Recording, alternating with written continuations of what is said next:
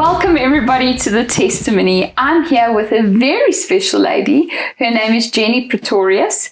Jenny has got the most amazing testimony of God's redemption and His everlasting love. Jenny has been through so much turmoil in her life, being abandoned as a young girl, having her husband shot right in front of her, and she can still testify to the goodness of God. Jenny, welcome. Thank you. So, Jenny, tell us a little bit about how you grew up and what happened to your mom and to you to lead you to the place of being abandoned. My dad became very ill with cancer, and he died, and my mom's whole life fell apart after that. How old were you? I was 9. Okay. And she became involved with another person, another stepdad, a stepdad, sorry. Mm-hmm. And he was very violent, and he was overwhelmingly awful to her and to us, obviously. And I think it just broke her inside. Aww. And eventually she was able to leave him, but she wasn't able to keep us as a family together anymore. And so I was put into a family to look after me with the hopes. Tell us a little bit, Jenny, before you tell us about the family that you were put with. Mm. Tell me about the day that your mom abandoned you. How did that happen? She dropped me off at my friend for the weekend, and she just didn't come back. Wow. And so months later, they went to the welfare and said, we really need to do something about this. How old were you? I was 13 by then. Sure. So they went and found her and set up a court case for her to come and claim me, but she didn't come. And how many times did they actually have? 3 times. So they actually called her to court 3 times, yes. And she didn't come and claim you? No, she didn't. I don't really know what happened there, And so for a very long time, I had no idea where her or my brothers were or what happened to them. And you were placed in the foster care system? Well, yes, it was actually my friend's mom who took me in. Okay. And, but she wasn't able to keep me indefinitely because their whole home broke up for various reasons. And then my Sunday school teacher took pity on me and took me in. Aww. And they were wonderful, lovely families, both of them, and really cared for me. That's why I accepted the Lord as well, But I think even though they were lovely families, the trauma of being left at a friend's house and not, your mom not, you essentially feel like you're not wanted. It did feel that way. Yeah. I think what happened was that the welfare interviewed me and said, would I like to go back to my mom? And I said, no, not like the way she is now, because she drank heavily. And I think it was from the abuse from my stepdad, So she wasn't coping in life? Not at all. No, she changed completely from the person I knew, And who was the person you knew before she changed? Lovely, fun-loving person. Played tennis. Her and my dad were tennis coaches. Loved to entertain. Could cook up a storm, And we always had people in our home. Lots of lovely times of fellowship with them. So from that to this person that was hardly sober, it was overwhelmingly frightening to have this change of my mom. So I didn't just lose my dad, basically. I lost my mom as well, if you look at it in that way, Yes. And it took me a really long time to forgive her. I didn't want to. I felt like she had ruined my life. Today, looking back, I can understand that she was traumatized and she did the best she could, and I've been able to forgive from the heart because if as a mom, I understand now what it must have been like for her, Sure. We did reconcile eventually, and she had stopped drinking and turned back to the person that I knew in a lot of ways, But by then she was quite old, and it was a very sad time. And even though she reached out to me, I wasn't able to trust her. I was afraid of her. I was afraid she'd hurt me again. And today I regret that. Yeah. You know. So, Jenny, tell me a little bit about when you left school. What was your journey like after leaving school? Because, I mean, that must have been a little bit, you must have been a bit nervous because you didn't have a family to fall back on. Yeah, you know, they were there for me, but they weren't able to let me finish my education. I didn't get my matric. Oh, okay. And I felt very shortchanged over that. I loved school. But it was the best they could do for me at that stage, you know. But I couldn't get a decent job. I couldn't get educated further. And so there was a lot of areas where I felt very angry at life. And I felt like I wasn't worthy and that everybody else was better than me. Did you feel a sense of injustice? Yes, I did. And were you angry with God? I was angry at everybody. Okay. You know, I had accepted the Lord, but I never really had any kind of relationship where I enjoyed being a Christian. I didn't, you know, it was just going to church. And I went through the motions because everybody around me, my friends, the family I stayed with all went. And so I did the same, you know. Yeah.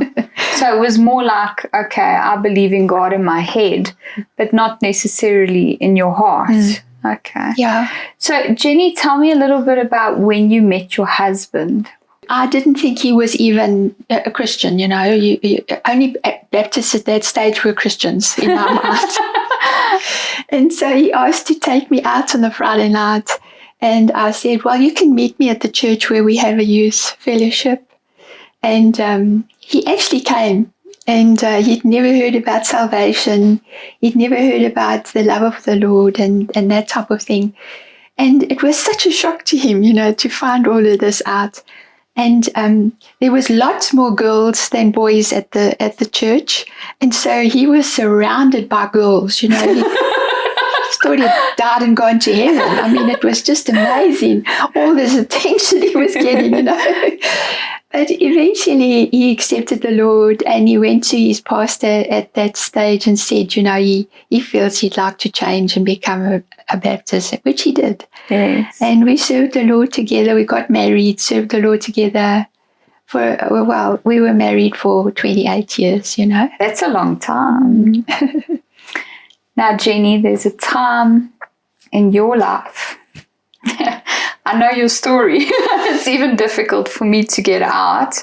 So I want to say thank you for talking to us today, because I can imagine just how difficult it must be for you. But I also know, like you've told me, how Jesus has walked this road with you, you know. And just anybody out there today that has lost a loved one, if you are struggling with that loss and you feel like you can't overcome it, I want to tell you that there's a place in the presence of God that when you choose to just fall to your knees and you just put on some worship music and you start worshiping the Lord, the Holy Spirit is your comforter. There's a place of rest that you can find for your soul. And the Lord can heal you from that trauma. There might be times that the emotions will come back up, but you just continue going back into that place where you find rest for your soul, which is in the presence of God.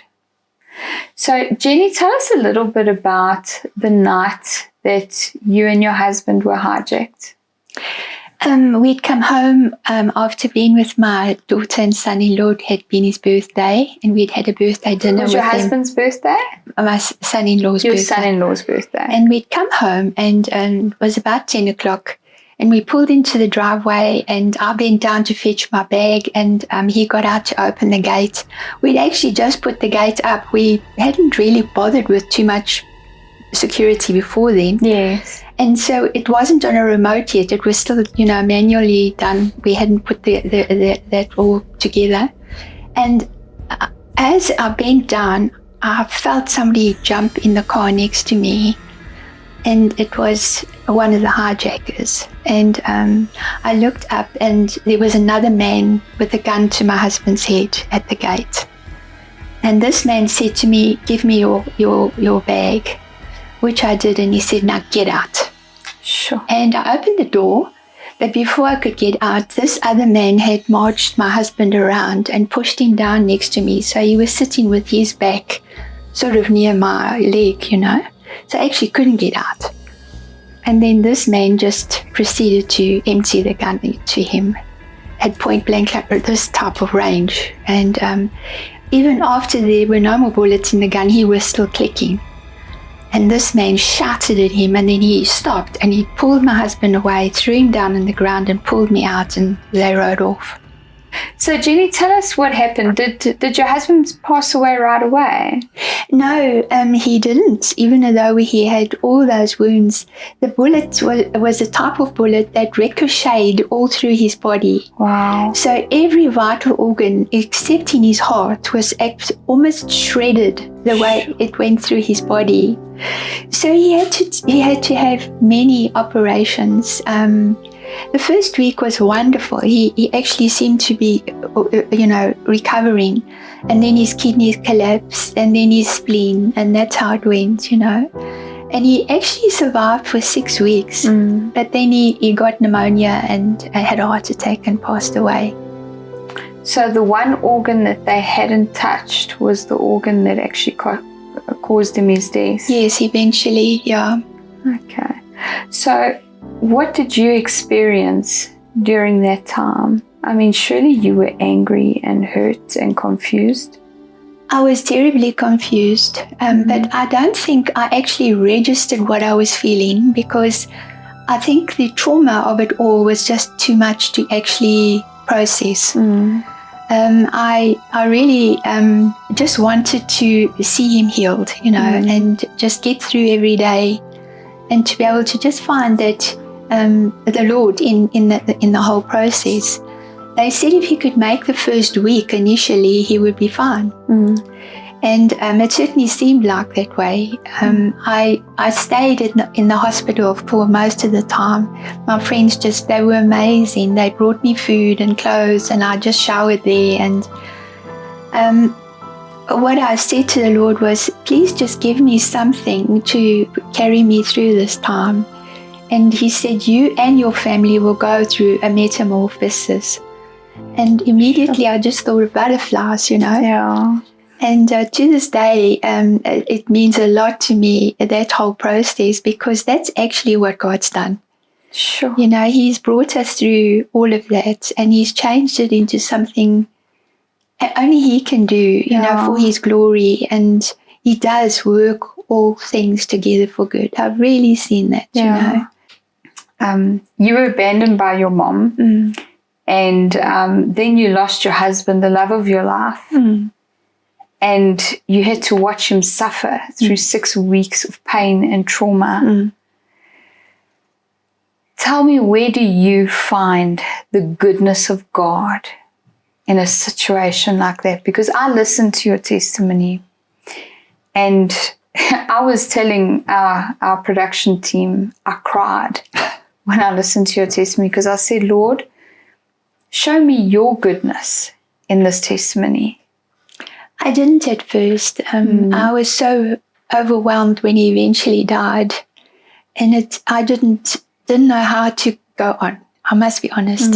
Trauma like that affects absolutely every part of your life. And I remember sitting at the end of my bed. I'd had to move as well, so I was in a new area where flat. And I was sitting at the end of my bed, and I said, Lord, I've got so many questions. I just don't understand any of this, And but regardless of whether you answer them or not, I feel that I'm too afraid to walk without you. I'm going to still give you my heart. I'm going to commit my life to you. And I want to still walk with you. And when it's up to you when you tell me why this has happened, how it's happened, what it's about, and answer some of those questions. He has answered some of them he hasn't. But it doesn't matter anymore, you know. And I think it was about 3 days later, and I felt a wonderful peace when that happened, but not in depth, just yes, I've made my peace with God again. And about 3 days later, they robbed the Pick and Pay downstairs from where I was staying. And it was all the same sounds, the shooting, the sound of the gun, the ambulance and the siren. post-traumatic stress must have just hit you at that moment. It did. It was, I became totally overwhelmed. I couldn't think straight. I was crying, I was shaking, and I knew I had to phone somebody to help me, but I couldn't read any of the numbers, and I was completely out of it. And I felt like I was being drawn into a black pit, and I thought, if I get down there, I don't know how I'll ever get out. And I just fell on my knees and said, please, Jesus, help me. And I stayed like that for a little bit. And the next thing I realized, I thought, wow, something different. And I realized that I wasn't shaking and I wasn't crying. And I had this incredible peace. I've never felt peace like that again. Sure. And you know what? When Jesus fixes us, he doesn't just fix what's happened to us now. He does it all together. Yeah. And for the first time in my life, I thought, wow, he knows who I am. You know, maybe my mom wasn't able to keep me for whatever reasons, and I'm not trying to run her down or break her down, you know. But she did the best she could. But I felt abandoned. I felt rejected, whether she meant it like that or not, you know. I think that's a very normal thing to feel. Like if you've gone through something like that, that must be so normal to feel. But God. Exactly. And then to have this trauma right outside your house, and that, you know, your whole life, I felt it like it'd been shattered, you know. And so when he answered me like that, I thought, that's amazing. Only God could have done that for me, to take that complete panic attack away and actually give me that incredible peace. Yeah. And it gave me so much hope that I can actually do this, because he knows who I am. Wow. I'm not on my own. I don't understand it. It doesn't make sense. But it's fine, because you're knowing that God is God and he loves you. Yeah. So you had another miracle that the Lord did for you, and that actually led to a lot of emotional healing for you. Yes. Tell us a bit about your move to England for a season in your life. I was down in Winterton running a home for abused and abandoned children through Door of Hope. And I had a volunteer come and visit me, and she was amazing. And she really was so beneficial in just ministering to me, you know.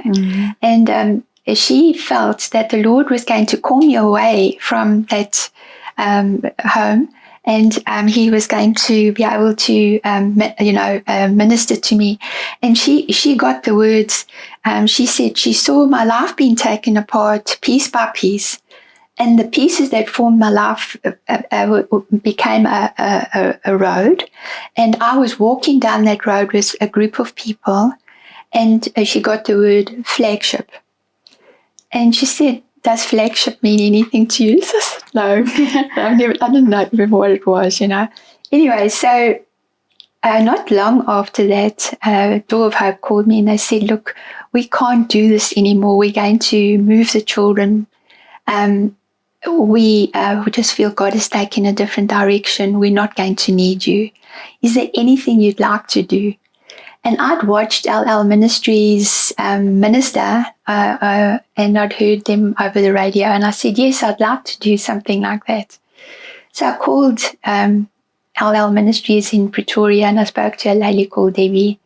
And I said, do you have a training program? She said, no, we've only just started, but we do that in the UK, where they train you, take your life apart by taking your life apart piece by piece, sending you out in teams. And that's at our flagship school in England. But then I was in tears, because those were the exact words that Jane had got for me. Wow.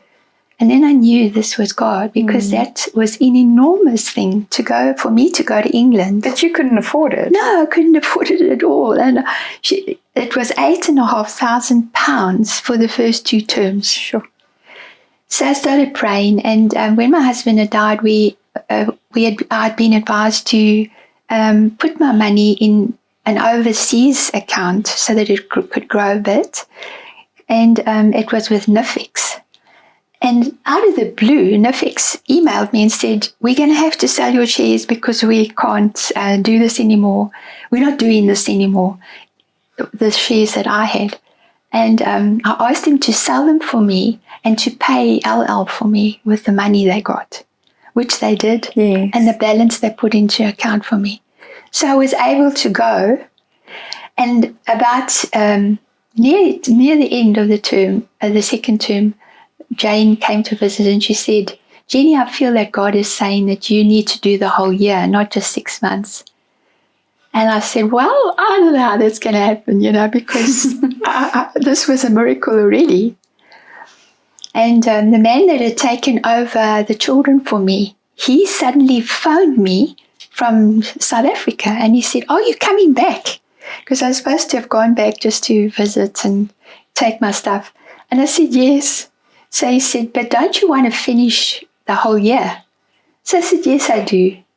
So he said, well, can you afford it? I said, no, I can't. And he paid for me. Wow.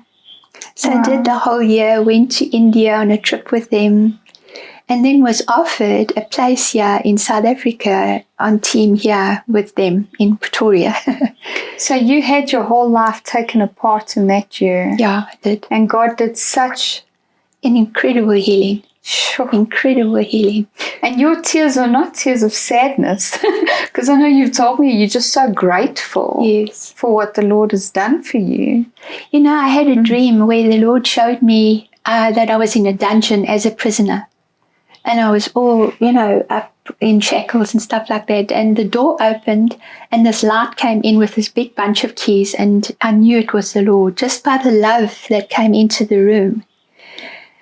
And he started unlocking the prisoners around me. And then he came to me and unlocked me.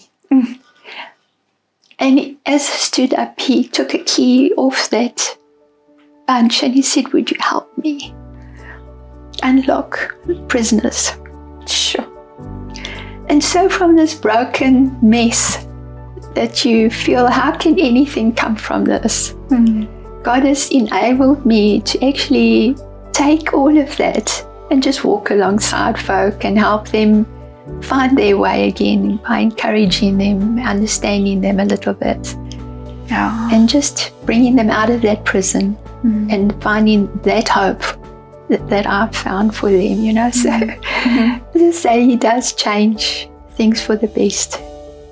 So, Jenny, if there was any way anyone could get hold of you, how would you prefer that? I do have an email. Okay. Would you just put the details up afterwards? So we will put the details up on the screen for you, and you'll be able to contact Jenny via email. If you'd like to talk to her or just ask her any questions, maybe you've been through something similar and you want just some advice as to how you can go about just obtaining some counseling or healing. I just want to encourage you today to just keep your eyes fixed on the Lord. Don't give up hope. God has got a plan for each and every single one of you. Individually, He's created you individually with your own unique thumbprint, and the Lord loves you. So, family, may the Lord bless you and keep you. We've run out of time, Jenny, sorry. So may the Lord bless you and keep you. May He make His face shine upon you and give you rest. And don't forget to subscribe. Click our like button and subscribe and send this testimony out to people who you know need encouragement.